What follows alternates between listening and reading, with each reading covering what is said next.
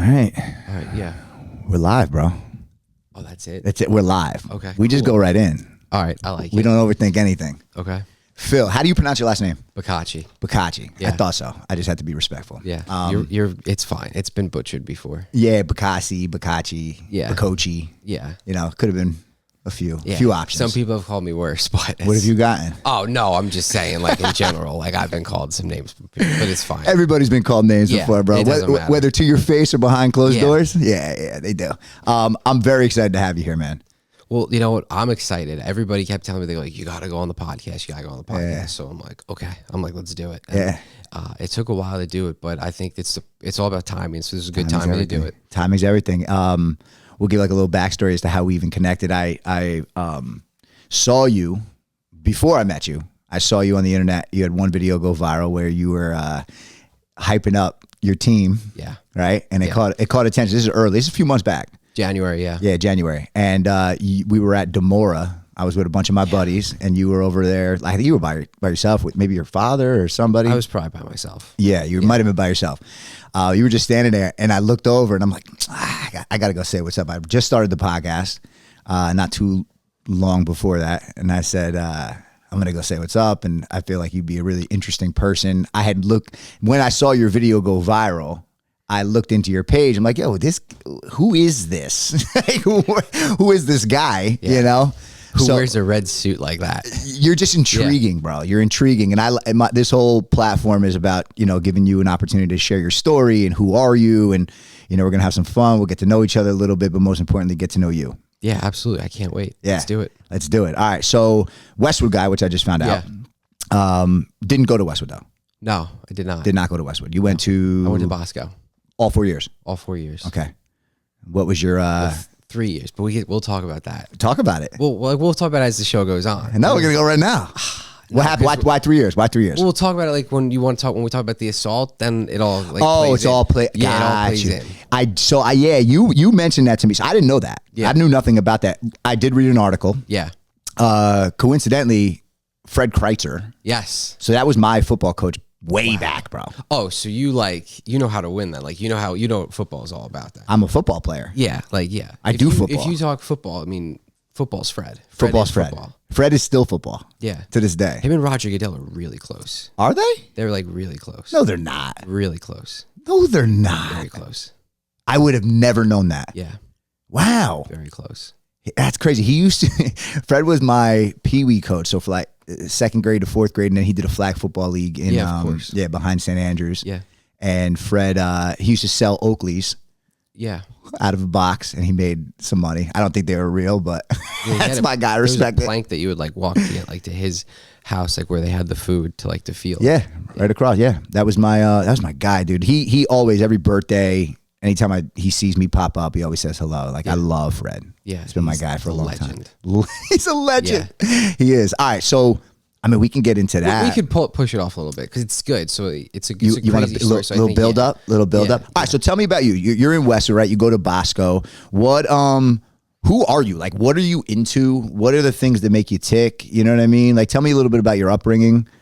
Well, like born and raised in Westwood. I think though, and I learned this when I went to Florida. Okay. For school is when you live in Bergen County, you don't realize how good you have it in the aspect of the competition around you with people.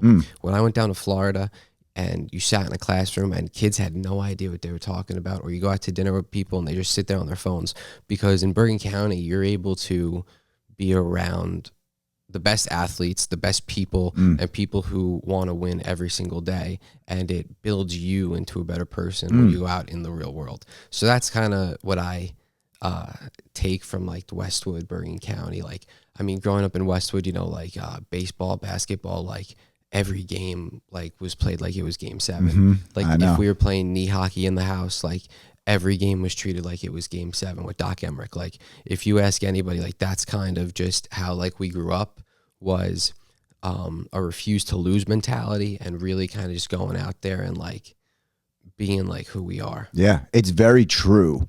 And I mentioned that to you before we pressed record, but I didn't even realize what I had growing up. Right. Like, being in Westwood, I really didn't.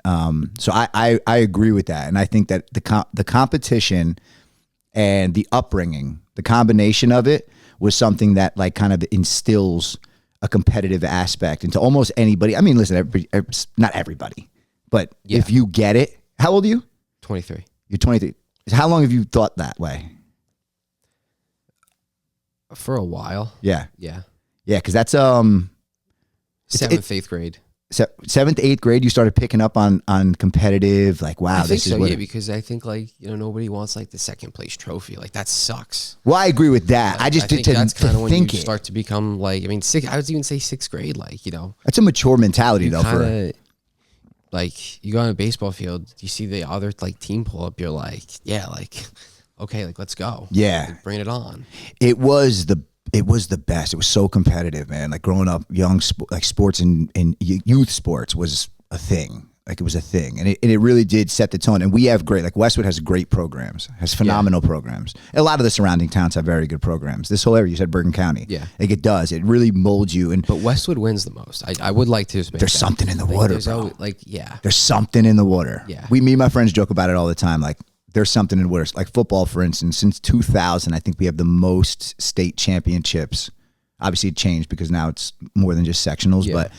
The most state championships. Which is so stupid, that sectional stuff. Back when it was just sectionals? Well, it just like, I mean, like, how many championships could you play? And like, yeah. Like it doesn't make sense to have a small town team going up against, a giant team that's got, 10,000 kids in their school. Like, Westwood ain't beating Bosco.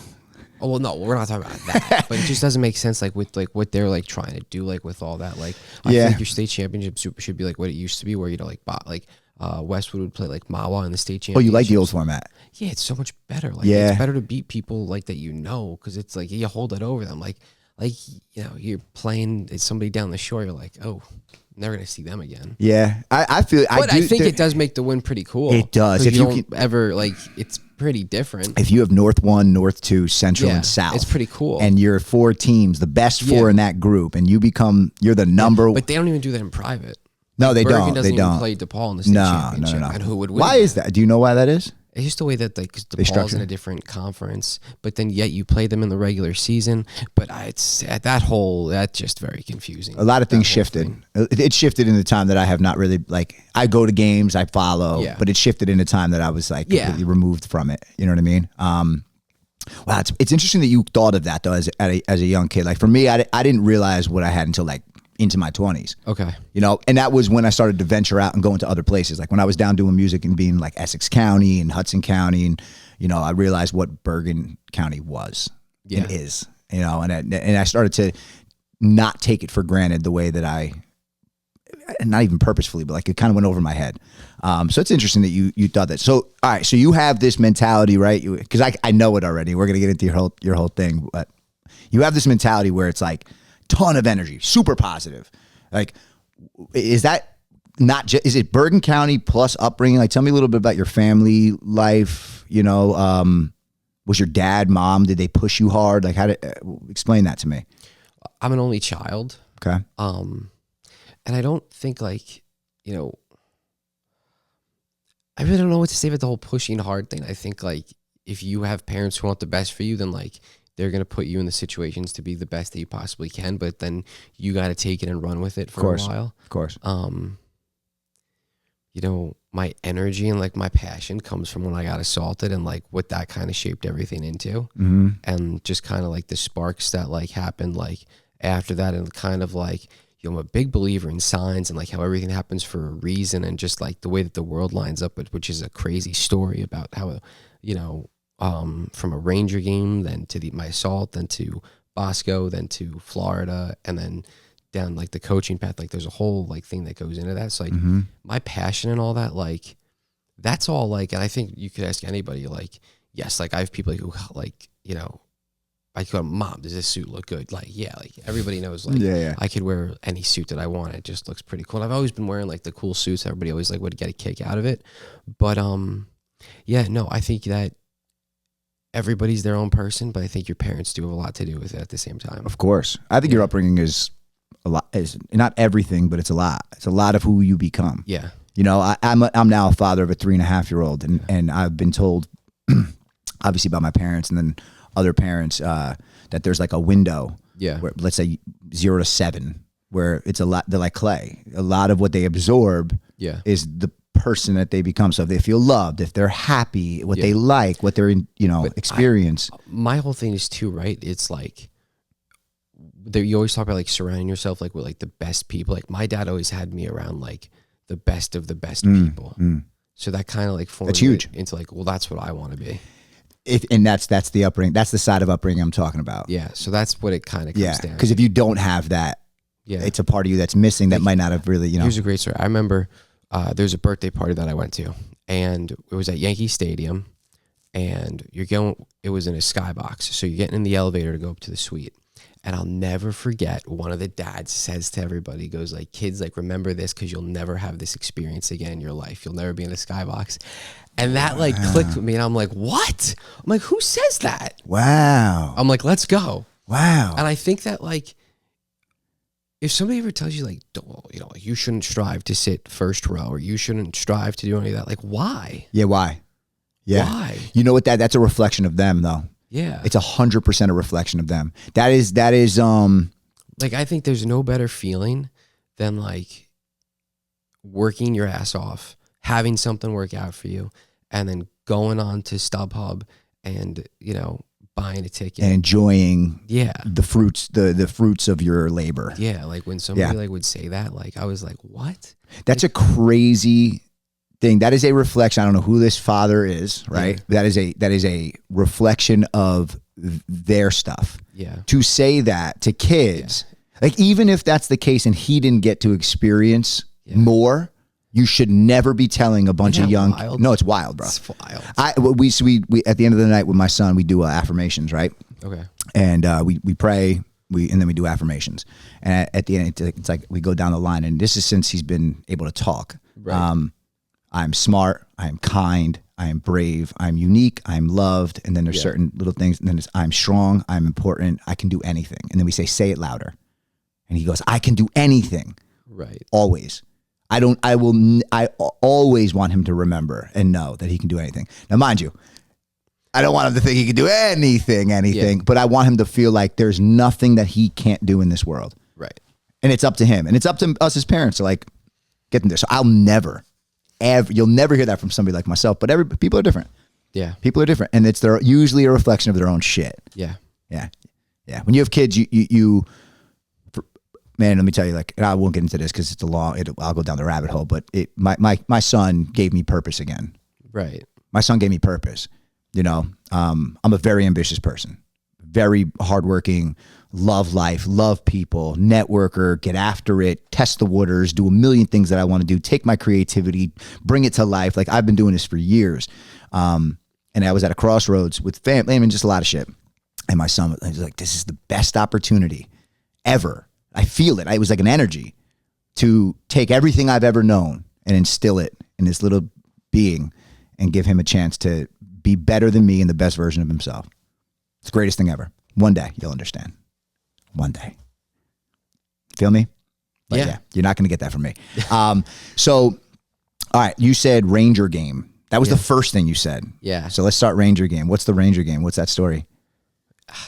I mean, not to get like heavy into politics here, but I think it's really cool when you're down at a Ranger game, Game 7 versus the Capitals, and you're waiting for a hockey puck to get thrown up to you.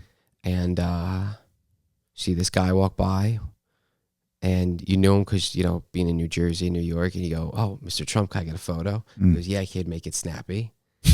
And you get a selfie with you're just Donald Trump, and then he grabs you when you're walking back to your seat and goes, kid, do me a favor and watch the news for me next week. And then 2 weeks later, he announces he's running for president of the United States. Wow. Yeah, so it's kind of like, whoa, it's pretty cool. Wow. Because who could ever say that happened? That's a wild experience. And nobody knew at the time. And nobody knew at the time. I mean, his internal people, I'm sure, but nobody knew like what he was like about to become, like the most the most famous man like in the world. Let me ask you, what was Trump to you from an outsider's perspective at that point prior? So before, like The Apprentice, like all that stuff, stuff with St. Jude, because I did a lot of stuff for St. Jude as a young kid. I was the president of a junior committee that raised over, $10 million for St. Jude. So I've always been involved in that. So like, I knew like who he was, and just like from being like somebody who was always in the city. So like, obviously, like it's Donald Trump. Like every kid like knew who like Donald Trump was before he became. He was a celebrity. Yeah. Everybody who hates him now loved him then. Yeah. It's funny how. It's crazy. Yeah. And then he gave a really great speech when I was in high school, when I was going through like my assault and everything, about treating the word impossible as nothing more than motivation, because the outsider that makes a really everlasting difference. And I was like, oh, that goes off outsiders. I wear these crazy suits when I was announcing for the Bosco hockey team at the time, my junior year when I wasn't at Bosco. So like that all clicked. And then I kind of just kept running with that. And then getting told by your guidance counselor, you're never going to get into college. And then there's like like you're not, like that's the board, and like you're not even on the board. I'm like, okay, cool. Treat the word impossible as nothing more than motivation. So it stuck with you. So it stuck with me. So, my college essay was about when I got assaulted, and my coaching got me $20,000 scholarship into college. So the thing that got me assaulted got me into college. And then when I transferred down to Lynn in Florida, world comes full circle. I was over at Trump West Palm taking golf lessons, and became really close with Trump again. So it's kind of. Did he remember you? A little bit, but not really. So we would talk more. Got in a big fight about him at school, and that was like my spark again. And like whenever he sees me, like goes crazy whenever he sees me. Oh, that's awesome. So it's kind of like the whole world like talk about like full circle. Yeah. That's very much so full circle. That's like the universe working in a certain way. You stay on a trajectory. So like when people say to me, oh, how could you like him? I'm like, well, like I know the guy. Well, first of all, I'm like, he slaps me when he walks by me, like slaps my arm. As a human. I'm like, I know him. Yeah. And it's how can you like him? Half the country likes him. Yeah. And like I always tell people, I'm like, listen, I'm like, if you like, we're like, if the president of the United States like knew who you are, you would be like, yeah, that's my guy. Correct. And you'd be like, proud. I know that guy. Yeah. Well, it just everything became so polarized and tribal, and like if Josh Shapiro, the governor in like Pennsylvania, like if he knew me, I'd be like, yeah, that's my guy. Yeah. That's like how all that works. But that's the only politics I'll dive in with you on that. But that's that's a pretty cool story. It's a very cool story. And anybody who thinks that it's like not a cool story. Yeah. I say to people, I'm like, guys, like really. It's not that. People don't even know what they're fighting for. No. They attach themselves. Like, and this goes back to like even talking about that father. It's like people struggle with their own identity and who they are. And a lot of times when people look at themselves in the mirror, they're not honest with themselves, right? They are in the moment. They're not honest when they walk out the door. Because they struggle with, and I get it. People, you want to be liked. You want to find your home. Certain things are popular. Certain people are popular. You want to be around what's intriguing to you. I get it.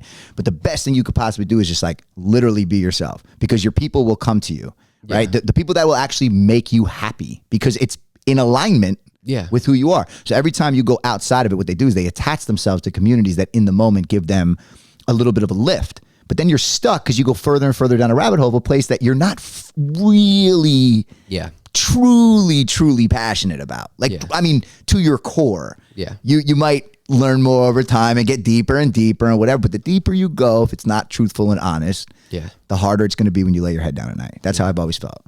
So you got to be really brutally honest with yourself and follow your heart, follow your gut, know what you love, know what makes you happy. It matters, man. Yeah. No matter what. And we should all love each other. There's no reason that people can't have opinions. It's so crazy. It's nuts, bro. Like when he got shot, like you have people being like, oh, like it was fake. It's like, yo, like a guy got killed. Yeah. Like an actual person got, shut up. Yeah. Regardless of opinion, it's a crazy moment. I remember too, like I put it on my Twitter, like when Biden got diagnosed with cancer, like one of the guys on the right, like one of like the clickbait guys on Twitter, like posted like, they knew about this, and like this whole like awful thing about him. And I'm like, dude, shut up. Yeah. And how are people not at this point aware of how marketing works? Yeah. Like, and you realize that everything you read. It's not hard to be a good person. It's really not. And everything you read, stop getting so attached. I think it's hard to be an asshole. Can I curse on this? Yeah. Oh my God, you can curse. I think it's hard to be. Like it's much harder to be. You have to try. For you to wake up and be like, today I'm going to take time out of my day and ruin that guy's life. Like, dude, what I love, and I talk to One of my good buddies, his name's Will Parisi. They started this company, this Instagram page called the Parisi Brothers. Awesome, right? Athletes. And me and Will became really close in high school because like we thought the same, and like we would be out with people, and like Will would just like look at me and he goes like, dude, he goes like, I love when people like tell you like stop doing this or stop being you, and you just go right back out. Because he goes like, you just don't care. And I'm like, well, yeah. I'm like, there are some people like, if you're really gonna wake up today and be like, how could I go fuck with Phil? Yeah. I'm like, dude. And it's not just Phil. Yeah, exactly. They're doing that. Yeah, I'm like, okay. Yeah. I'm like I don't care. You shouldn't. Like if you take time out of your day, correct, to comment something, bro. I cannot agree. You hate me. It's like, yo, like you took time out of your day, to go Google me and go down a rabbit hole. Yeah, like I own you at that point.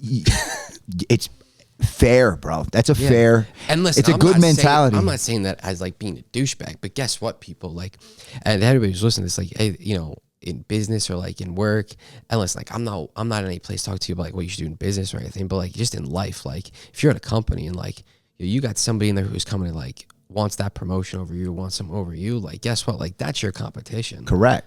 Like that's, correct. But people will go outside of that to make it easier for them to get it versus going harder to earn it. It's, you know, people are, I know, shy. It's a world. It's a very interesting world. Yeah. It's an interesting world. Yeah. It's an interesting world. But like I had this long conversation with somebody the other day and we were talking about it and I was like, because I'm an outside the box thinker. I've always been. Right. But since getting into corporate, right, when I stopped doing music, like really doing music, and I got into corporate and I was working for big companies, I started to really understand the inside the box much more.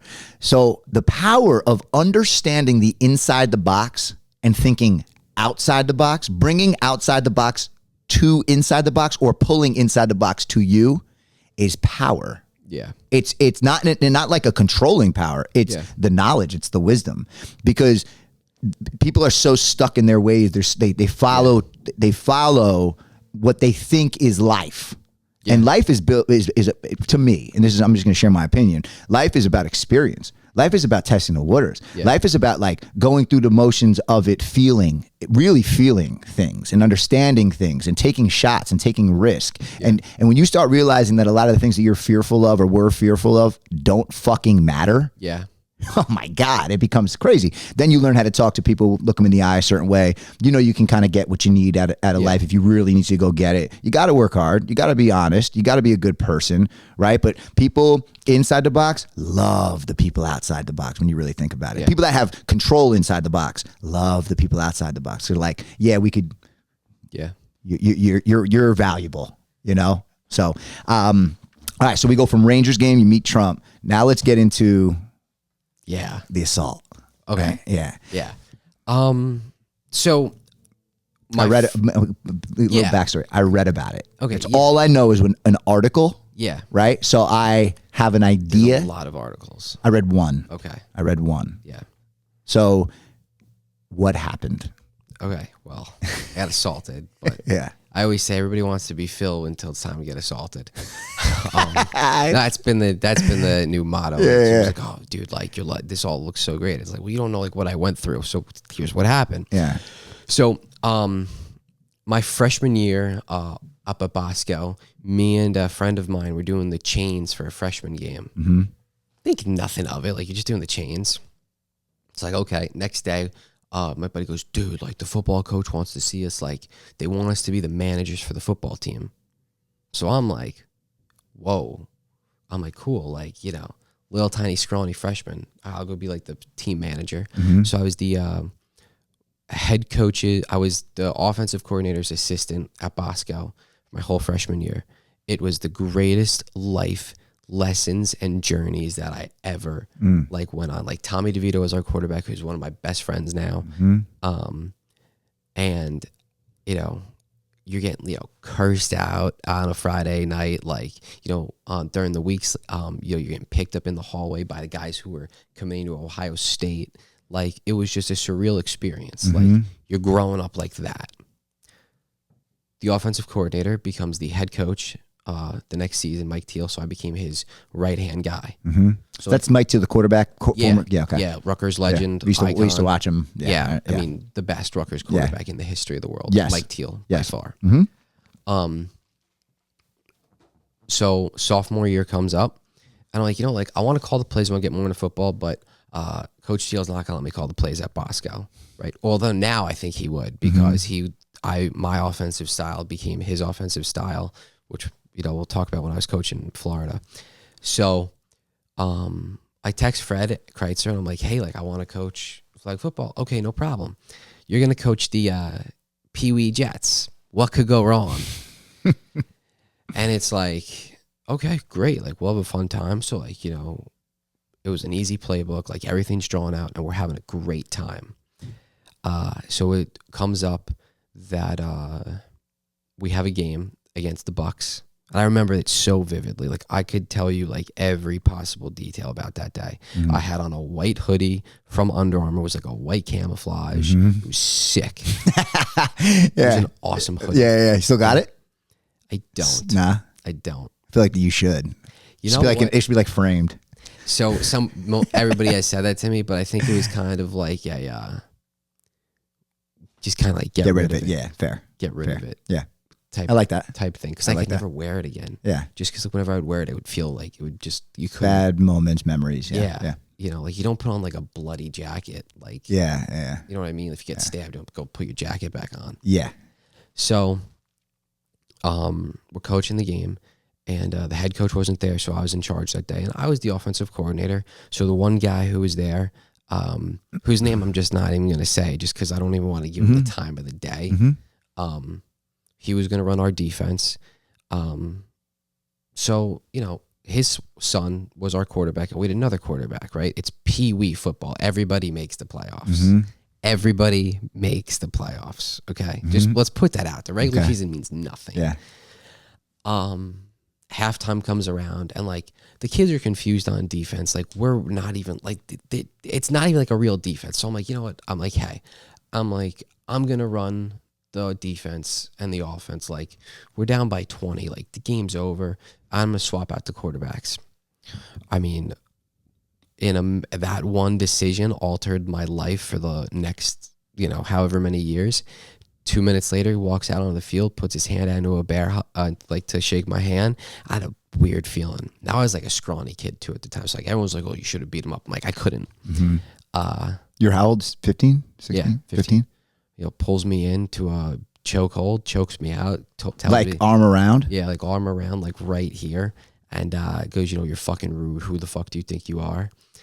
Because you pulled his kid? Because I moved his kid from quarterback to wide receiver. And I embarrassed him, he said, because I moved him to, I told him, stop being the defensive coordinator, just run the bench like he did every week for us.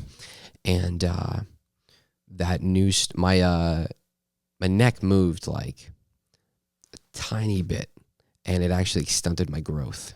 No. Yeah. No. Yeah. So did you fracture something? Did you did it a slip disc? I don't remember it. It was something along those lines. And it changed my life, because I would be up at night thinking this guy's going to come and kill me. Then I'd be back at Bosco, because now this was the number 3 news story in the United States at the time. I was in Sports Illustrated, the New York Times, the Daily Mail. What? I did not know that. It was everywhere. And it's some people supported. We played a game that next weekend at Bosco. We lost, and one of the kids came up to me and goes I'm so sorry for we wanted to win this game for you. I was like, whoa. Wow. And I'll never forget, Christian Dremel told me that. He goes, I'm so sorry we couldn't win this game for you. So then, the whole entire year, there's articles still, there's just things happening with lawyers. I'm a young kid. My life is I'm what just happened? Yeah, that's a lot. People don't understand, what actually that means. When you get assaulted, people, they make jokes down, they laugh. Yeah. Sometimes I'll be okay, whatever. But it affected me. So I went through a year of hell. I didn't sleep at night back at Bosco during the days. I was there, but I wasn't really there. Were you depressed? Was it a depression? What was the feeling that you were feeling? What do you mean when you say you couldn't sleep? Was it the fear? Well, I think because I would fall asleep and I would have nightmares that he was in my house. That's or I was a getting lot choked for down it. again. That's a lot for right. Her. Yeah. So at Bosco, the rule is that if you fail 3 classes, you get kicked out. I failed 3 classes by 1 point, and a priest failed me. Isn't that crazy? No, he didn't have faith. That was like my but I literally said that. I remember my dad said, you're a priest and you under just all failed circumstances. Under all circumstances. A teacher told me that stop asking for sympathy points. I'm like, lady, I got assaulted. I'm not asking for sympathy. Let me ask you though, and be as honest as you want to be. Like, was it one of those things you didn't parade around and be like, you were very? Did you talk about it? No. I didn't. Was it something that you were like, why would people not? Why would people even like? Why would they feel that way against you? I would never talk about it. So they just because it's like, you don't do your homework or like you don't do this. It's like, well, like you have no idea. Like stop making excuses, kind of thing. They were telling you. Yeah, like I was like, you have no idea like what like I'm going through. Like I'm in the classroom. Like how are you not paying attention? Well, because I haven't slept like at all. Did anybody pull you off to the side and did you have anybody who at the school who actually cared? Like was looking. Obviously, the guy who was the president at the time. Yeah, he did. But then, so then the director was like, listen, like, you can't come back your junior year. So my whole junior year, I was homeschooled. Oh, man. And the thing that kept me going in life was coaching. So I was coaching the flag football team with Fred. We won the Super Bowl. Mm-hmm. So you stayed coaching in Presley. I stayed coaching. Okay. And that kind of just kept me going. And I was coaching basketball. And then like, there's this fiery passion that everybody kind of sees. And it's like, well, like, where does that come from? It comes from, it's almost all that anger almost kind of built up about like, being told you can't do anything. So like, how now can I go change somebody's life? I like that, bro. That's what it comes down to. And people are like, oh, well, you're a rec coach. Well, guess what? Like you got to start somewhere in life. Do you want to coach? Like, is your goal to coach? Like, do you want to coach at a level? Or is it one of those things that you just are, you like? It depends. Yeah, you don't know. You're going to kind of let life. Yeah, the coaching world is sick. There's a lot of good people. There's a lot of bad people. Yeah. So anyway, that happens. Apply to get back into Bosco. Get told by the new principal, no. Mm-hmm. Like, okay. Right back to that speech. Treat the word impossible. It's nothing more than motivation. Mm-hmm. Go out there. Go walk into the director's office and say, you told me I could come back. I went through a year of hell, online, homeschool, no friends, and I did every single thing, like step by step of what you guys do here at Bosco. Put his hand out and goes, welcome back. Wow. Yeah. Okay. The principal at the time of that school made it his mission every single day to get me kicked out of Bosco. He suspends. So this is why the story gets so great. Why? So listen, right? He was a guy, right? We called him Mini Manny. He was a weak guy. Okay. And like when I tell you, like he literally saw me and he was like, I'm gonna just take this kid out.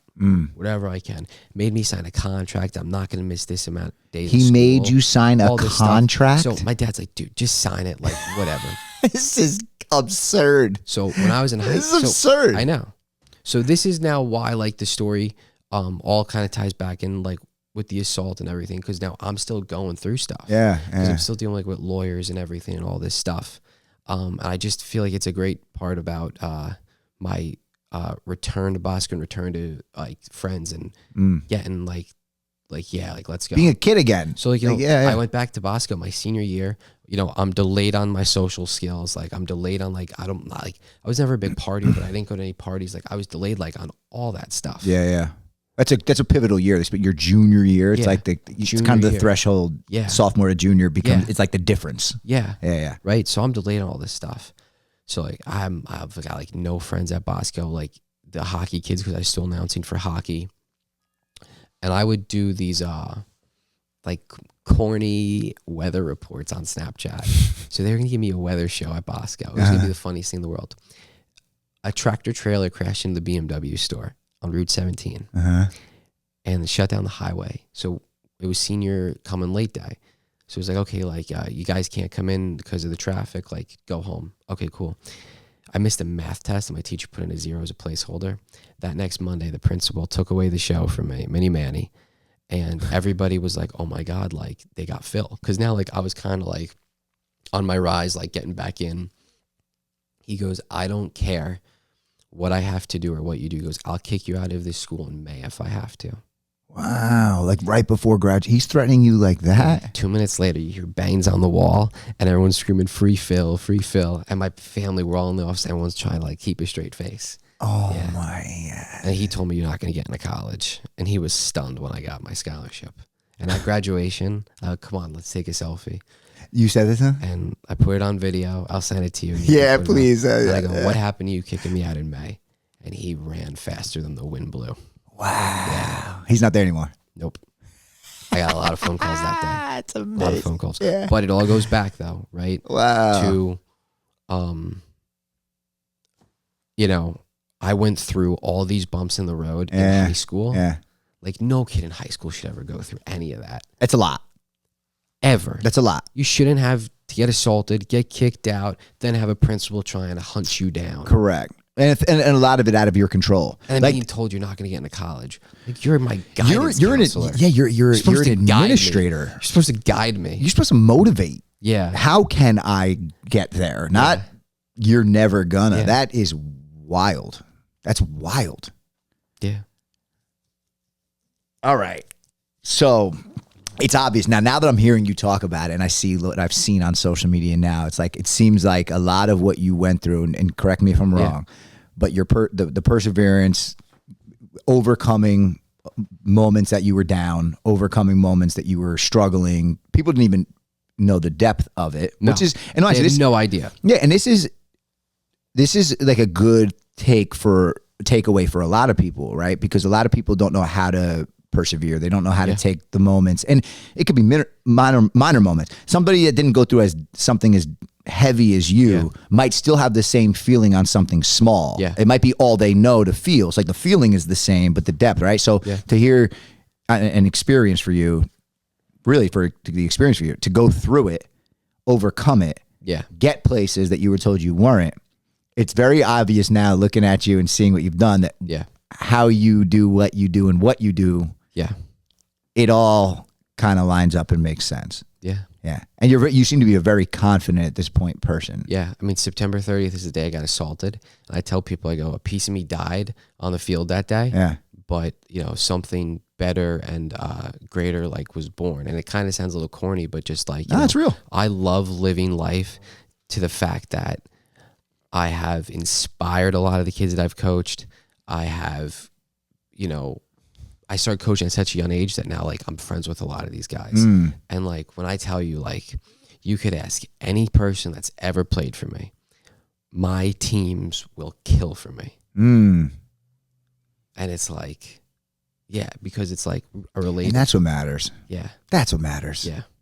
These are kids. You're giving back. Yeah. What's interesting is, like, you're kind of the guy you wish you had. No, not really. Not even a little bit. All.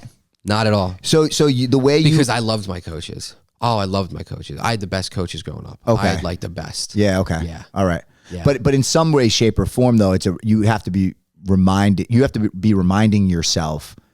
It seems to be innate, though. So I'm probably not even reminding yourself. But like, there's got to be a part of you that takes it even more serious, because not everybody goes and gives back to kids and does volunteer work and all these. Oh yeah. Yeah. So like, there's a part of you that has been very inspired by a moment. Yeah. Correct me, right? Yeah.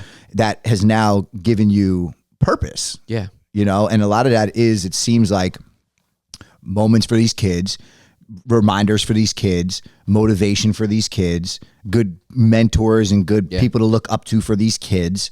And that is needed in this climate right now. Yeah. Oh boy. Yeah. More than ever.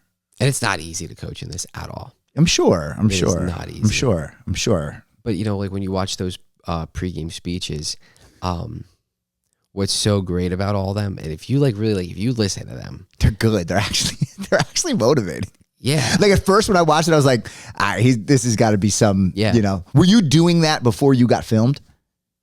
Yeah. So when I went to Florida and I was coaching at Stoneman Douglas in Parkland, I was the JV offensive coordinator and varsity running backs and quarterback coach. So we had our first JV game, and I got there on August 22nd. We played on August 25th for our JV. So I'm like, okay, I got to give these kids like a speech. Like I got to try to get them to buy in. So they're all in the locker room. The varsity guys were just getting off their practice. And they're kind of just waiting there. I'm just going to give them like a little bit of a pep talk.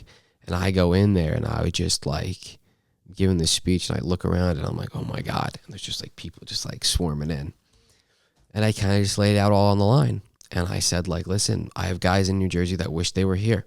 That was true because the night before we had a phone call that they wished they could play for me. And I had a call with them that I wish I was coaching them, but I'm not. I'm here with you guys. Wow. And then like, bang, like sparks. And I just kind of kept doing the speeches. Became a thing, yeah. And they were like bad. And then I coached my cousins, Dylan and Jesse DeNoble over at Highlands. So then we had our basketball team from that year. And we were doing the pregame speeches. And like we really like didn't like, not that we didn't, like we cared about them, but they weren't anything like this special, like, you know, moment or this that everybody. It was just a pregame speech. We were just having fun. Yeah, yeah. Right, and we won the championship. Then this year, we put this team together, and the goal is to go back to back. Yeah. Right. So now you're fired up, and the goal is to go back to back. This is great. So this is so good. So it comes down. No, to, this is yeah. It's this is so good, right? It's so good. And it's a rec league, but you got to start somewhere. It's That's what so I say. good, dude. But this rec league at Northern Highlands, it's like 400 kids in the league. Okay. Right? Like these games get packed. Like we played against Chase Calarco, his team, on a. I'm gonna go right to this, and then we'll talk with pregame speeches. All right. Half my team is hurt. I got a guy's shoulder, a guy's pelvis is broken. I'm like, oh my God, this is our biggest game of the year. We're playing 9:30 in the back gym that they call Duke because it's a tight ass gym, and everybody's so similar to everyone's on top of you. Like, okay, make a couple moves. We had a roster spot, right? Played GM really well. Yeah. Okay. Yeah. I go and I give a speech that we're injured and it's hurting us. We're injured and it's hurting us, but it's not going to kill us. Everybody was like, whoa. But I think that's so true because like we're down like to our last breath. Yeah, and kids will get down. This is our biggest game. Yeah. We're coming back from a game that I got teed up for. We had a brawl at the end of the game. You definitely get teed up, don't you? No, I don't. No? No, I can see you getting. No, I'm really cool. All right. I'm nice to the refs. I coach my guys. All right. But if you want to come and like fuck with my guys, like I can see you getting very fired. I'm a fire. I used to get teed up every game because I'm firing. I always plus like if I get teed up, like it hurts the team. And I was kind of like in that moment, I took that one for the league. Yeah. Everybody hated that ref, so I took that one for the league. Yeah, I got you. So we played in this game and we won the game by 1 point. Wow. Okay. I was just kind of like, hey guys, like we want to go out there and we want to win this game. Like we're going to do it. Yeah. And like the thing that's so special is you had kids on the team who never played basketball or never played like an organized sport. And it's like, hey man, like I'm going to like give you something to do. And like, you got to be perfect on your job. Like, we had Wyatt, right? And everybody was like, oh, like I hate Wyatt. That's what everybody would say. Wyatt was like our best like defender. Wyatt was this like little tiny scrawny kid. Gets up in your... And I was like, Wyatt, I'm like, just go to the ball. Yeah. And literally Wyatt would be out there. I'm screaming, Wyatt, go to the ball, go to the ball. Gets poked in the eye. He's playing with one eye. Wow. I had a kid, gets body slammed one game, right? He's all hurt, drops 25, calls me the next day and goes, Phil, I'm so sorry I didn't play better. Like, what? Wow. Like, think about that. Yeah. So, like, that's like what these speeches did. That's what this team was all about. Yeah. I know like we're going all over the place. No, this is in pocket. I weave a lot. No, you're in pocket. You're in pocket. So the pregame speeches were like, okay, like we're going to go in night one, game one, give the pregame speech. We got Ray.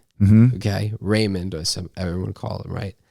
He videotapes. And like we would always have fun because like, is he a player? No, he's a guy. Like Ray's our like your guy. Ray's our guy. Okay. Ray holds the gum. Ray's gets gotcha. ready. Yeah. Ray is like. You should thank Ray. Yeah. Oh, I do. Ray sits behind the phone and just starts yelling. We're like, hey, you gotta do this. Yeah. So I'm like, all right. I'm gonna wear the all red velvet suit. It's the suits. Yeah. It's the whole thing, dude. It's the whole. And those suits are a dedication of when I got assaulted, because I would wear the crazy suits during hockey when I was announcing, because it's the one thing that separated me, where people would look at me and they wouldn't think about my assault. It would be the suit. It would be the suit. Wow. Yeah. So. Funny how the world works. Yeah. So I'm getting ready. I'm like, you pay attention to it though. I got to give you credit. You pay attention to like little nuggets. It's interesting that you do. Yeah. So I'm like, all right. Like I paced the hallway, and my pregame routines were just sick. Like the amount of Diet Coke and caffeine I would have throughout the day. Yeah. And like the depressing music to get yourself to like all the way down. Then what's the music? What's the number one song? Oh, Heroes by Alesso.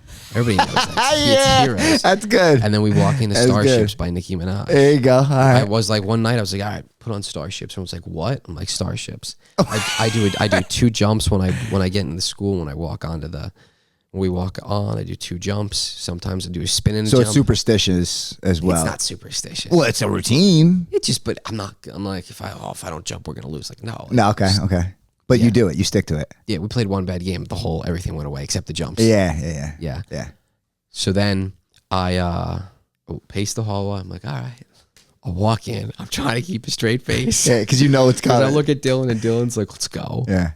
And I just kind of start like talking. And everything I said is true, because nobody saw the double overtime game that Jesse fouled out. And then we had to man up and win that game to go to the next round. Nobody saw how tough the championship game was for us to win. Nobody saw all that stuff. Nobody saw the behind the scenes stuff of putting the roster together. Like before our championship game this year, I was spending 2 hours with 7 pieces of paper coming up with rocket science, right? And I walk in, give the speech, like, all right. We won by 40 points. Like, okay. I'm like, guys, how was the speech that night? Oh, it was pretty good. I'm like, cool. I post it. Next morning, I'm like, all right, cool. Like 70,000 views. Like, all right, like got one. So it's moving. Then it's like, damn, 200,000 views. The next day, I'm like, House of Highlights. I'm like, then Barstool. Yeah. And I'm playing golf with my buddy Leo, and ESPN puts it up. Wow, that's a big moment. I'm like, ESPN. He goes, oh my gosh. And then like, all of a sudden we keep doing speeches, keep posting them. People are like saying like, I mean, they would go to war for me, all this stuff. Like it's crazy. They're good. They're legit speeches though. That's one of the good ones that I gave was, it's easy to repost a quote, but it's not easy to live the quote. Right? So then like I walk into this one speech and I'm like, all right, like here we go. Like no big deal. I walk in, I look up in the stairwell, and there's like 35 people in the stairwell like this with their phones. Wow, and I'm yeah, like, yeah. Yeah. I'm like, all right. Well, yeah. One of my favorite things is watching the kids on the outside, like who's like lined up, who you're walking through, and some of them got like smiles. They're like, they know they know it's a thing now. The best is, and I always get chills thinking about, because it's really like, it's a cool moment, right? Because I look at it, it's the moment that we're about to go to ball out. Like we want to keep this thing going, so it's tense. You don't know if this is going to be the last one that we're going to have, and you don't want it to be the last one. And it's the moment that we all got together that everybody can't wait for. And the best was in the playoffs, and I'm walking, and all of a sudden I do my pace, and the one game ends and the other game ends, and all of a sudden I turn around and you just see people like running down the hall, to see, getting into the stairwell, just to see this speech. It's electric though. And I'm like, oh my God. Where did you start? Right. What did you start? So I'm like, whoa. So I'm like, hey, like, new pregame speech tonight, because now look at the army you got behind you. You're motivating more than just your team. Correct. You got people jacked up right now. That's what was the biggest thing out of this whole thing. It wasn't the 9 kids. It was the 9 million people that have watches. And like, people are like, what do you mean 9 million? I'm like, look at the numbers. I'm like, that's not, I mean, what does it say? A million here, a million here, a million here, a million here. All these just millions and millions and millions of views. Yeah. And it's positive content. That's what I love about it, like the most. And the best is when people go at me, and then it's like 100 people comment at the guy, you're a loser. Yeah, what are you doing? Like, this guy's out here motivating people. You're sitting on your couch commenting for somebody who's getting their team jacked. Like, listen, there's a lot. Social media is flooded with bullshit. Flooded with bullshit. Shit we laugh about, shit we send to each other. Like, don't get me wrong, right? It's not all like we all have our moments, but I love the inspiring stuff. Yeah. I love the things that make you be like, that's dope. Or even like a new song that I hear, like, wow, where did that come from? You know what I mean? I want more of that. We need more of that. And like, what was so cool about this whole entire thing is like, I had like people like my buddy Carson, like he would come to the games and he would like do the book or he would videotape. Like you had people who were literally like, how can we help you? Like coming in, like I had like people like text me like, hey Phil, like I'm coming. All of a sudden, like Phil, like the Diet Coke's on the way. Kid runs in with a Diet Coke, hands me a Diet Coke, great, bang. Because I would drink this disgusting water during the games. Yeah, it was this disgusting water, but it kept my mind off. Like what was the water? I forgot the name of it, but it was. Oh, is it Dasani? No, it was like a flavored like lemon. Oh, okay, like, no calories, no carbs. It was disgusting. Something about Dasani always threw me. So everybody would like laugh because it's just like he drinks this disgusting water. I have like 4 of them, just like, and the gum. It's always new gum. Yeah. And people literally were like, "How can I help you tonight?" Wow. How can I help you? And like the more the speeches kept going, I'd walk in there. I'm like, all right, here we go. Look up. No one's got their phones. People are like, you got to stop letting people into the room. I'm like, no. Wow. Because it builds the anticipation for what we're about to do. Wow, dude. That's electric, dude. And then when we won the championship, it was just kind of like a, whoa. Yeah, because it almost like was changed, meant to be, though. Yeah, like it changed a lot of stuff for a lot of people. And like, like it is. It's a rec league, but guess what? Like we had 9 million, we had over 20 million, 9 million views for some stuff, but like I was doing the numbers, like 20 million views. Yeah, and it's more than a rec league. Like it is. Like it depends who's looking at it and how they're viewing it. Of course, there's level. Coming home from college to watch these playoff games early. Wow. To watch rec basketball, but rec matters though to like a lot of people, a lot of kids. Like people, you can get into the weeds of like, oh, it's not like competitive high school or college. Kids don't play for the high school team because they play in this rec league. It's crazy. My nephew was like a late bloomer basketball player. He's 14, and he's turned out to be a really good basketball player. Right. These little leagues that he's in right now, he's so excited and jacked up about them. Like, so to point a finger and be like, oh, it's just rec. Like there's hundreds, thousands. Yeah.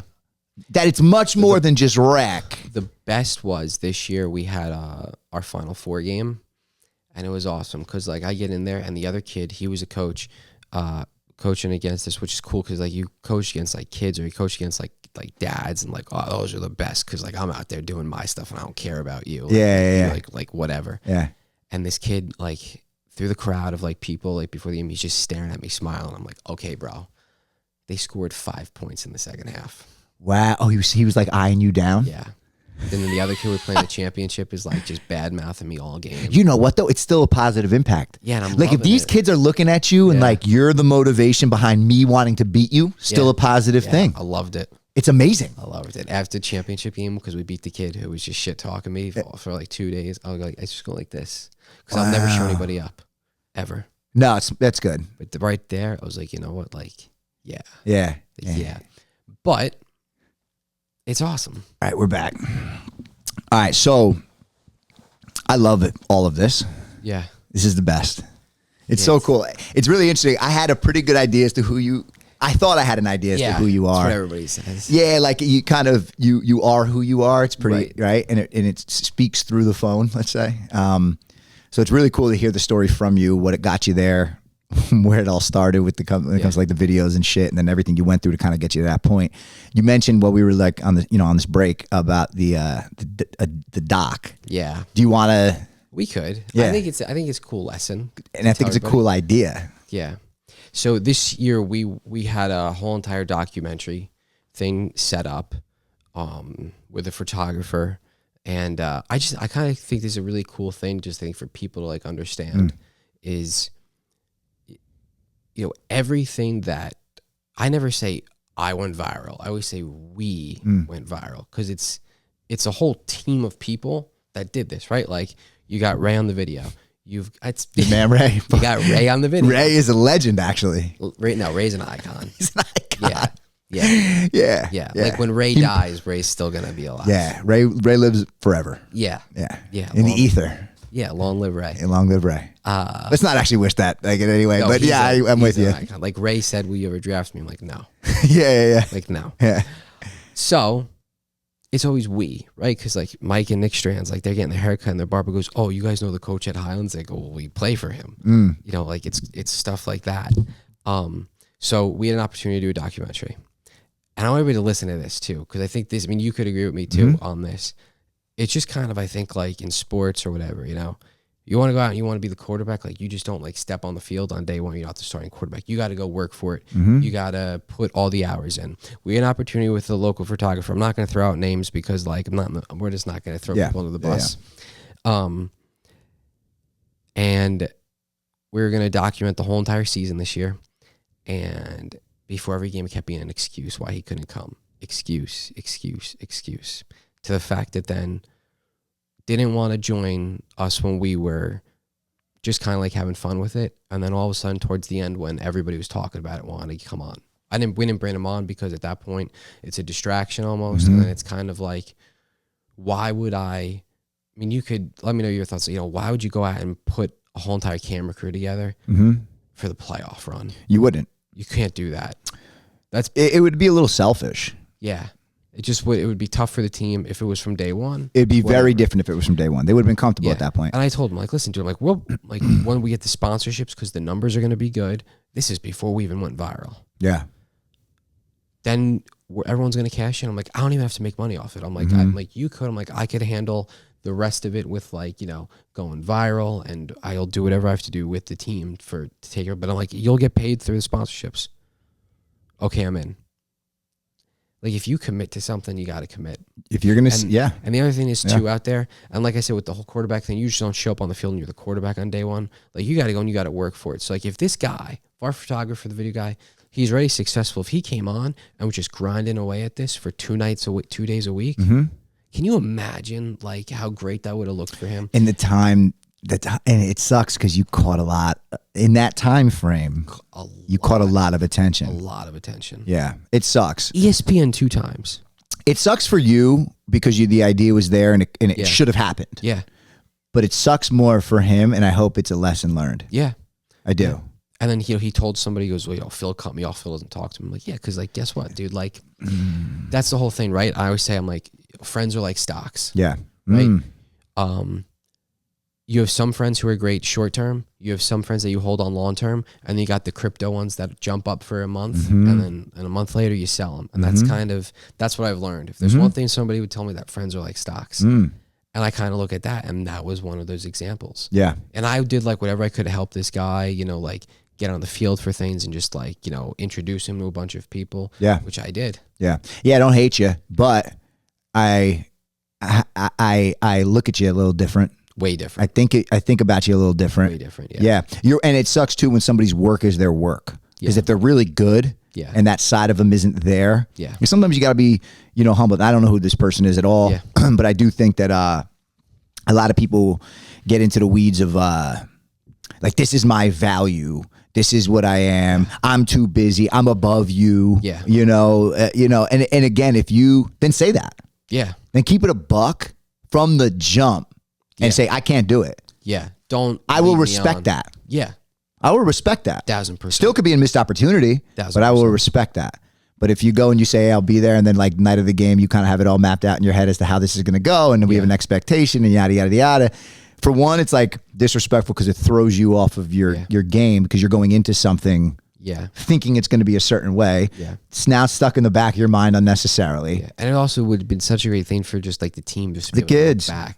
It's just it's a cool still there though. It's an opportunity. I mean, maybe we do it. I think you do it. Yeah, I think you retire. I don't know yet. There's a lot. There's some things up in the air right now. I don't know. Yeah, but I see. This is my. I mean, like, I kind of do want to go back. It's up to you, but I think that this is. I don't think that you are limited to it being like Coach Phil and the kids documentary. Yeah. I think you're somebody who should probably have a camera following you often, right? I do. And I think you could take your motivational speeches into many different fields. I think you could take a lot of what it is that you're, you know, that you do, volunteer work, and turn it into something more. And I think you can use that as an example or a piece to what got you to that point, whether it's the documentary about a team that you're coaching or it's the next venture in your life. Yeah. You're just one of those people, we were talking about Nicky Baez earlier. He's like one of those people, you got to have a camera around you. Right. You got to be documented. Yeah. There's certain people, I know it.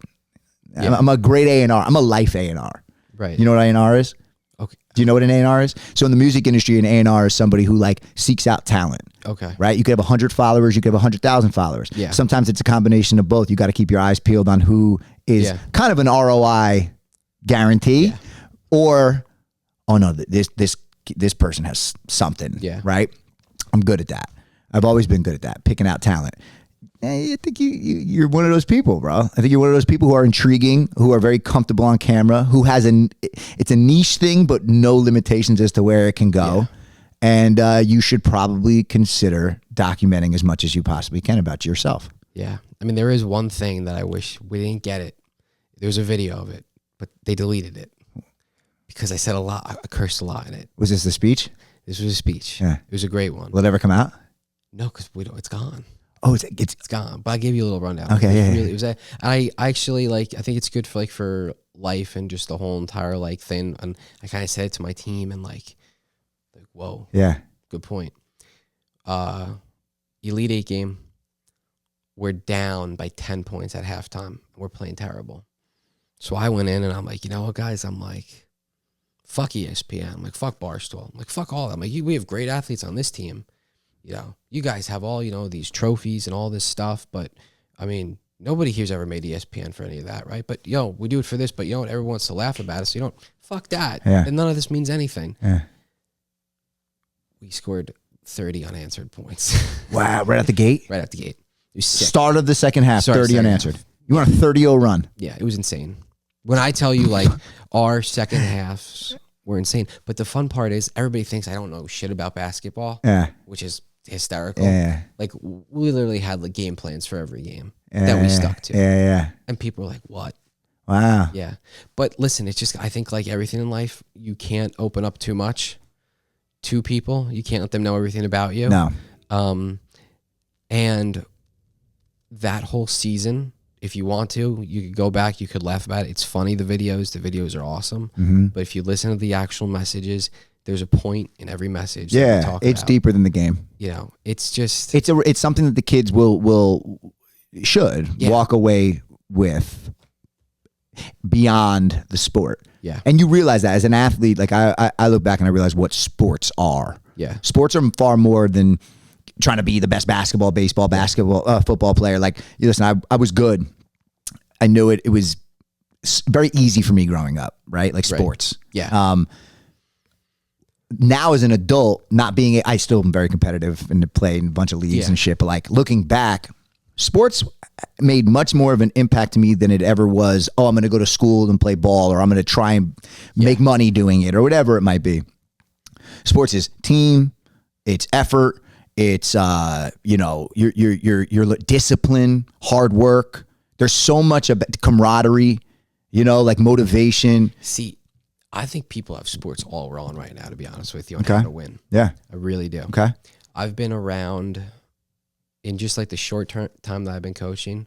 I've been on teams that have won championships, teams that have lost in the playoffs, teams that have sucked. Mm-hmm. The one thing that every team that I've been on that won is they don't get tired of being together. Yeah, a lot of teams who have the teamwork, the hard work, the camaraderie, all that stuff. But you gotta love each other in order to win it all. It is vital. That's the big thing. It's vital. It's why some of the best teams that you look at when you look at it on paper. Yeah. Look at the Cowboys. Yeah, they're great. On paper, they stack. And it's insane. It's the truth. My senior year in high school, we had 18 new starters. We knew we were good because we were always good, like Township Westwood. We knew we were good and we had good talent, but we never really played together besides freshman and JV. And when you get into high school, you never really know. So you had a bunch of new guys that were playing. Yeah. The year before us, was more, I would say, more talented. Yeah. Right? We were very talented though, but they were talented. We won because of what you just said. Yeah. We were tight, loved each other, motivated each other. We hung out. There was nobody who was picked on. There was no fights. Everybody was invited to parties. It was that. Yeah. It 100. We loved being around each other. We loved winning together. We were real with each other. You know, we talk to each other. It was a thing. And I agree with you 100% that it's like the push you over the edge. Yeah.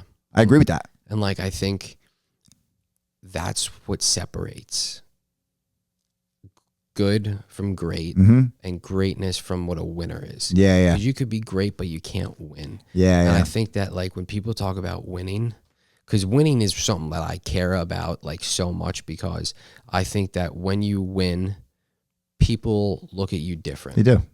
Nobody wants to be friends with the guy that wins all the time, because it's not easy to be friends with a winner, because that's the guy who wakes up and is going to be better and wants to be better. Yeah, because they got to level up and just keeps on going. People, yes. You know, the winner's like a lone wolf, because when he's going to different mountains and different places, people fall off because they can't handle it's beyond where. Yeah, and I've seen agree. it. Like I've had friends who were the biggest hypocrites in the world to tell me don't do this. They go out and they do the exact same thing. Because they saw you win. Right. Like they told me, oh, stop doing this, stop doing that.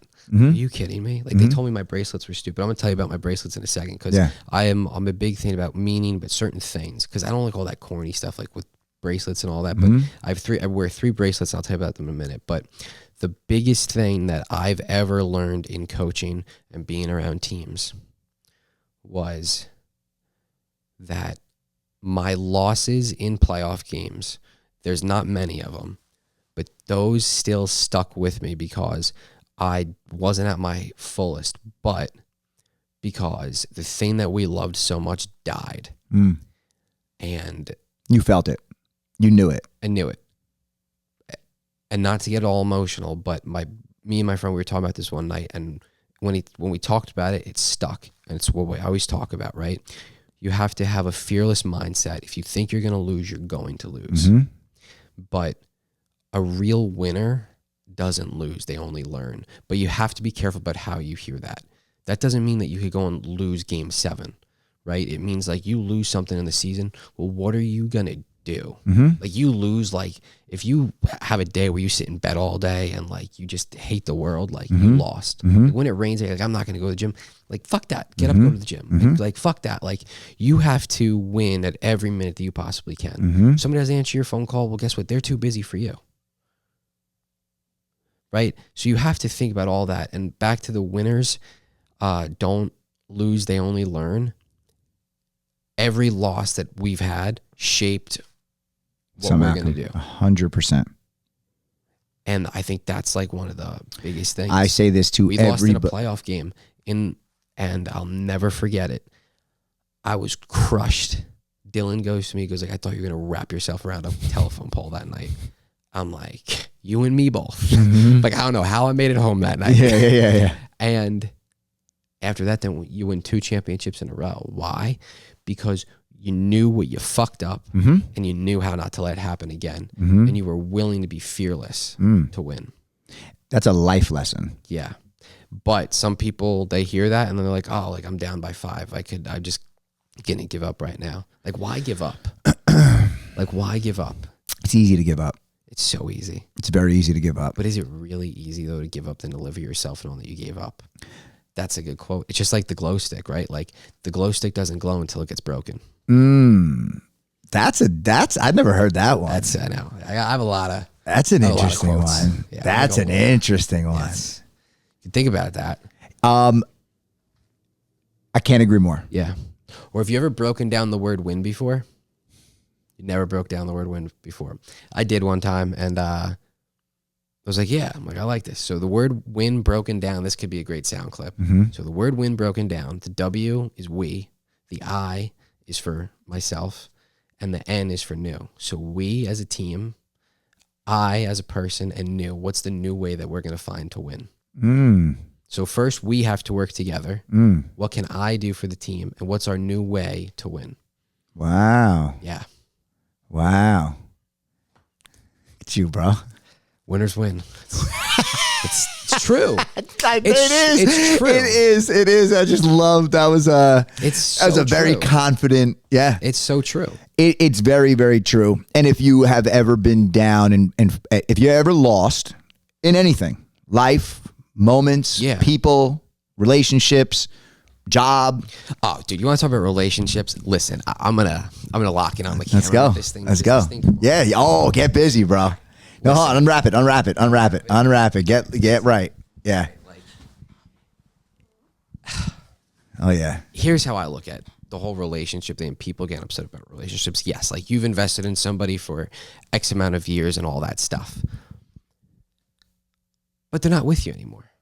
So what are you gonna go do? You're gonna sit at home and cry like a loser? Because that's what a loser would do. No, you get back out. You're gonna be like, well, what did I mess up? How could I be better? Like, don't let one person's decision destroy the rest of your life. When I tell you, I talk about that with people all the time. Like, oh, I'm upset. My girlfriend did this. My girlfriend broke up with me. I'm like, okay. Yeah. Man up. Yeah. Go be better. It's hard for people, bro. It is like it's not hard for you to take it, like for you to see it. I know what you're saying. No, because I'm sick in the head. Like I want trophies. Yeah, but not. Well, everything. You know, when you remember, like when you're in high school, right? And you went through things that maybe like pushed you a little bit more. But when in high school, correct, and that's like, why I'm. Some people who would rather. There are some people who live 5 days a week to celebrate 2 nights on the weekend. Yeah, like. Don't be that person. No, but like, but until it takes moments for you to break out of that. It takes somebody to teach you that, and then you have to feel that. Yeah. So people get stuck in the systematical thought process, and that's where it's like, okay, yeah, I'm not going to concede to that. You got to level up. You have to level up. I remember it's when you're going to Applebee's compared to Capitol Grill. It's a big difference. Why would you? I said this to somebody the other night. I'm like, listen. I'm like, why are you hanging out at Applebee's on a Friday night? Because it's affordable, right? It's affordable. Yeah. Your average people are there, right? It's what's familiar. Yeah. Right. Scared money don't make money. It just doesn't, bro. So guess what? Like, I know it's expensive. Go to Capitol Grill or go to Roots. Go sit there by yourself. You know how many times experience that? Because guess what? You never know who you're going to sit next to. You never know who you're sitting next to. Goes back to the photographer we were just talking about. Okay. You don't know that the guy next to you at the table has a multi-million. You don't know. No idea. You know how many times I go to dinner alone and I sit there and I think I put stuff together and people look at me and they're thinking, who's this that guy eating alone every night? Yeah. Like when I was going to school in Florida, you know, I went to this sushi place called Akira Back 3 times a week alone. Mm-hmm. They were sending me food for free because they felt bad for me. He's lonely. I'm like, I'm not a charity case. I'm like, but I'll take it. I'm like, I'm not lonely. Became really great friends with the owner there. Yeah. Wants to help me out with stuff. It's all about that little thing. You have to level up and you have to surround yourself with people who are leveling up with you. Yeah. Leveling up themselves. Yes. But everybody wants to grow together. Yes. Get outside of your comfort zone. Yeah. You will not level up without getting out. No. Please. You cannot level up without getting outside of your comfort zone. Yeah. And I was going to say before, like with high school, like when you're in high school, you think like, okay, Westwood has 11,000 people, 13,000 people, whatever. You think everything that's happening is the world. Yeah. So you relate. That's all you know. You're not necessarily supposed to know more than that because you're really just growing with what's being given to you, right? So you have high school, and everything is very overwhelming. The second that you step outside and you realize that the world, for one, is huge, and everything you thought and how you boxed yourself in is your own limitation. Yeah, it changes everything, and then you just have to keep chopping at opportunities and take advantage of them. When somebody calls you and say, hey, I got somewhere we can go tonight. I want to introduce you to somebody. Listen, fucking go. Yeah. Fucking go. If it doesn't work out, it doesn't work out. You still learn. Yeah. I have like little like meetups throughout like the summer. So like every night, like, or not every night, but like if I go outside and like I'm hanging out outside, like everybody knows like it's an open door rule. Mm-hmm. And like I have people come over and like we have intellectual conversations. Like me and one of my best friends, Leo, he'll come when he's up in Florida, comes over, intellectual conversations. Like, we joke around, but everything that we talk about, you know, come up with an idea. We're talking about something. Me and my friend Will Precy, we come up with things that, how could we grow and like, what could we do to help people? I tell them, like, come over and sit. No, I want to. I'm just going to chill at home. So I'm like, you don't get anything out of that. Yeah. The biggest thing that I could ever tell anybody like my age or in high school or college, go to dinner alone. At least once a week. focus on yourself, because you got to focus on yourself before you can help out other people. You can't make other people happy without making yourself happy first. Correct. And the other thing is that you can't give up, right? Like I wear these 3 bracelets, right?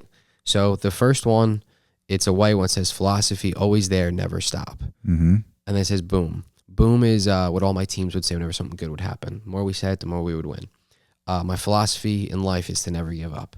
So it's always there and you never stop using it.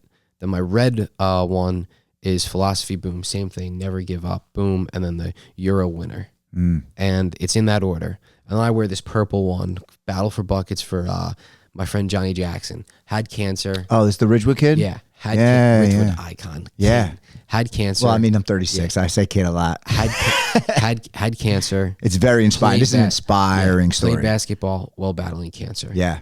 Yep. And there's somebody at home who's saying that it's raining and I can't go outside, or there's somebody saying I'm having a tough day. I don't want to do anything. Yeah. And that kid was out there fighting cancer in the hospital and then dropping 30 on a Thursday. Yep. That story. Chemo on Monday and 30 points on Thursday. I mean, come on. If you're looking sick, if it's sick, and he beat cancer. So all 3 of my bracelets are about winning and never giving up. Yeah, I think like that's that, the man. secret. Yeah, it is. I hope people that listen to this are listening to this. Yeah, take something from it. I know a lot of my group. I have like a fan club at the golf course that I'm at, and like I have a whole fan club of people. Yeah. Like the Winners Win Club. Winners Win Club. It's just like a Winners Win. We need Club. shirts, bro. Yeah, I think we should do shirts. What are you doing? Shirts. You have so much. I know. We could do shirts. You gotta run it up. Get me the shirts. We'll do the shirts. I'll run it, bro. I'll help you in a million ways. I do this shit. I got you. Yeah, we could do shirts. You got to run it up. You got to have fun with this shit and like turn it into something. And when you make money, it's beautiful because you can always give it back and create. Yeah. Like one of the things that I'm working on right now is creating a scholarship. This is Destination Happiness. My whole. Right. Yeah. No. These are cool. Yeah. I'll give you something before we leave. So the last 6 years, when I stopped doing music, I was in a weird place. Right. And I said to myself, like, I want to put out a project with music nobody ever heard before, and it was going to be called Destination Happiness. And before I ever did, I made that smile, right. and I put it on a hoodie. Okay. And we sold 100 hoodies in like a week. Wow. Right. And when that happened, I said, this is more than just me creating a project. I don't even know why I thought of this the way I did, but it was supposed to be. Yeah. And then the slogan is embrace your journey. What is happiness, do you think? It's a feeling. What do you mean by it's a feeling? It's a feeling. Happiness is because there's everybody's very different, right? So like happiness is depends for each person. It depends what sparks your happiness. And you have to pay attention to it. So for instance, my kid makes me very, very happy. When I'm around my kid, he makes me very, very happy. When I win, I'm very, very happy. Right? When I'm around, happiness is flow states. Yeah. When you're not thinking and you're just being and going, you're in your happiness, right? And when it comes to money, I think money is a funny thing, right? We all want money. We all want to be able to have the comfort. Of course, money brings you some form of happiness, right? Because you're able to do things, move around, enjoy the benefits of life and the things. You get to eat places. You get to do a lot of cool shit. And to some people, money's everything. So that's why I'm saying like it's different for people. But I think happiness is a feeling. I think you got to pay attention to your flow states, and you have to pay attention to going back to what I said early is like, who are you? What do you like? What makes you happy? Right. Stay there. You're never going to find blissful happiness that ends you. Oh my God, I reached happiness. No, it's all about embracing your journey and paying attention to every little thing that you do.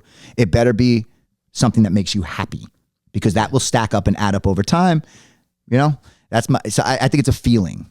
Yeah. I like it. Yeah. I think it's a feeling. I don't think anything more than that. Add some Disney music over there. Right there. That could be viral. Right there. It could be a viral clip right I can show you the world. Yeah, that could be viral. That's interesting though. You know what is really crazy though too? How much time we got left? Probably like 5 minutes. Right. Is I've seen this all the time and I laugh about it. Is I've helped out like a lot of people, right? Like I've helped people like get a workout up at Syracuse, right? Just from a simple tweet. And you get like people who like tell them, oh, like don't listen to Phil. Like Phil can't help you. It's like, I think it's crazy. Like when you have people out there who try to put other people down. Yeah. And I always think about that. I'm like, I don't get why people do that. I do. Why do you think people do that? People do that. People yearn for an endorphin kick. And they don't realize that that to maximize your endorphins takes you looking in the fucking mirror. Yeah. So everything I just said is what you should do. Yeah. And people instead want to get a quick rise. They want to get a quick fix. Could be drugs, could be alcohol, could be sex. Wow. It could be anything. Yeah. There's no momentary satisfactions. Yeah. Right. And we all, to some degree, have our vices and things that we, right? So that's fine. But when you know that they're not, they're a moment. So that each one of those moments, everything is a moment. So if you're going and you're saying, all right, for instance, let's use this as an example. I'll stay away from the depth of how evil the world is and where it can go. I mean, right? You could go to how evil the world is. I mean, it is, but you have to pay attention to it, right? So, like for instance, I told Wyatt, you were talking about evil. Like I told Wyatt, when he got poked in the eye, you have two eyes for a reason. Yeah, but that's he hit it 5 minutes later. That's one eye. That's boosting somebody's confidence when they don't believe that they can, right? And so people need that kind of those kind of people in their life until they're able to do it themselves. Yeah. But like video games are an interesting example, right? Because you could waste a lot of time playing video games. Yeah. But you could also realize if you see the potential of what video games can do for you in your life, it could be much more than just sitting down and enjoying the moment with the video game. Because when you turn to 40 years old and you're just playing fucking video games, what the fuck did that do?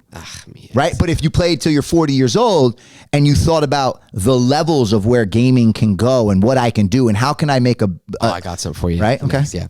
Like tell my friends, like I have people, like friends who like, they go on Madden, like they buy like the Madden card for like $50. Yeah.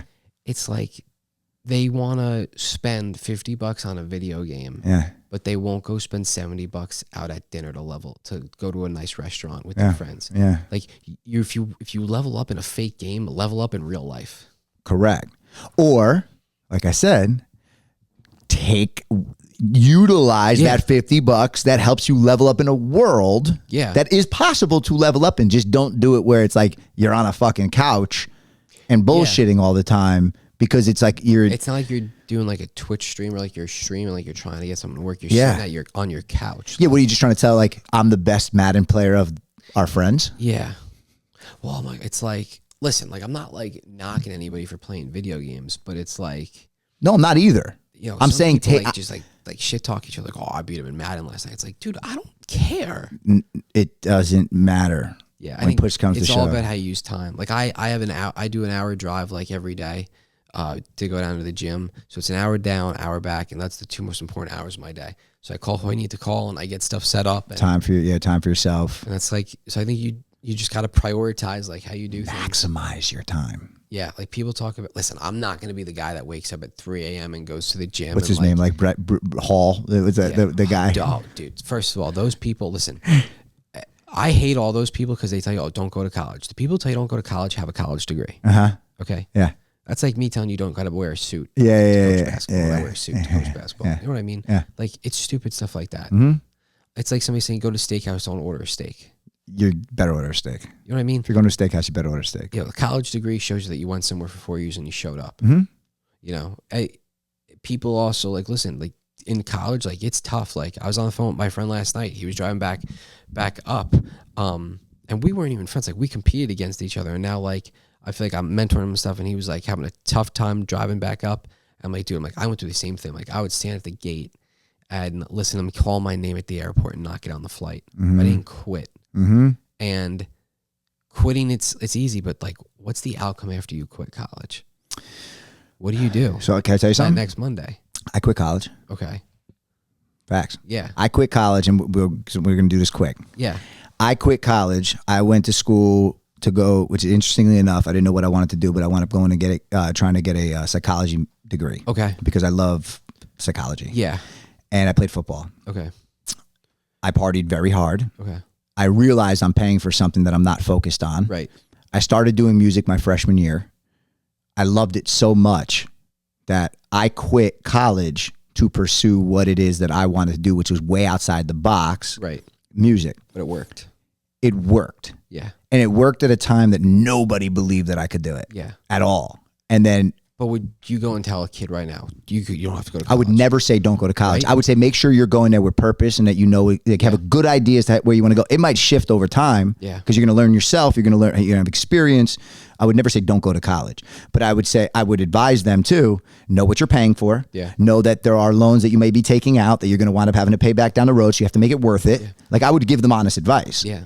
I think with college, I mean, just like you said, like the party. I remember we were in a club in Fort Lauderdale and like I'm standing there, the music's blaring. They didn't even play YMCA. Like, you had to pay to play YMCA. That's the Philly B anthem, they say. Yeah. And I'm sitting there, and it's almost kind of like the scene in the movie, right? You're sitting there, everyone's going crazy. I'm just staring at the wall, like, this sucks. Yeah. Had more than, the next year I'm having more fun coaching on a Saturday night than I was in a club in Fort Lauderdale, dropping $5,000 on nothing. You have to pay attention to how you feel. Yeah. You got to pay attention to how you feel. Always. Yeah. What does it get you that night going out?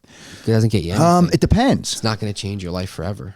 It could. You might meet the girl of your dreams that you marry. You might. All of it is a might. You might. Everything in life is a possibility. Yeah. Everything. It's what you do with the possibilities. It's what you do with the possibilities. And it's how you pay attention to them. How you manage your emotions. Yeah. How are you disciplined? And you have to go through a lot to really understand the layers of all of those emotions. Yeah. It's not that simple, right? You gotta get assaulted. You gotta get assaulted. It's not fun.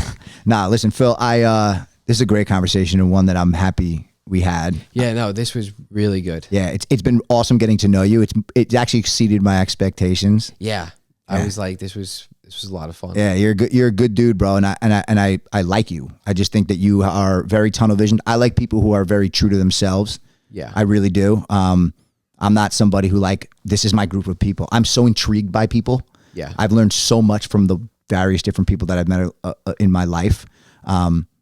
You're one of those that stand out to me, dude. Yeah, gotta have a championship circle of friends. Championship circle of friends. It's who you surround yourself around. Yeah. It is. It matters a lot. I'm going to put it up here. Everybody can go follow Phil. Yeah. Right here.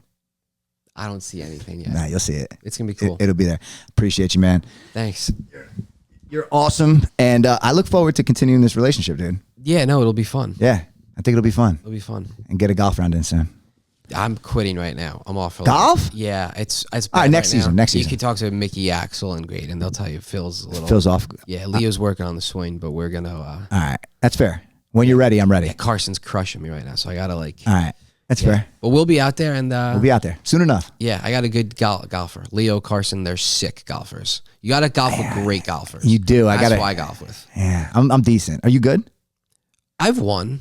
Oh, so I've won. Yeah, of course. I mean, winners win. I hit my drive, and that thing has more hang time than. That thing is up there. Yeah, it looks like a rocket ship. All right. Yeah. Well, one day I'm going to see it in person. Yeah, you hit in the little life tip. Yeah. Hit a drive in the fairway and look at everybody and be like, anybody see where that one went? And then they'll be like, oh, it's down the middle. And then you look at me and go like, winners win.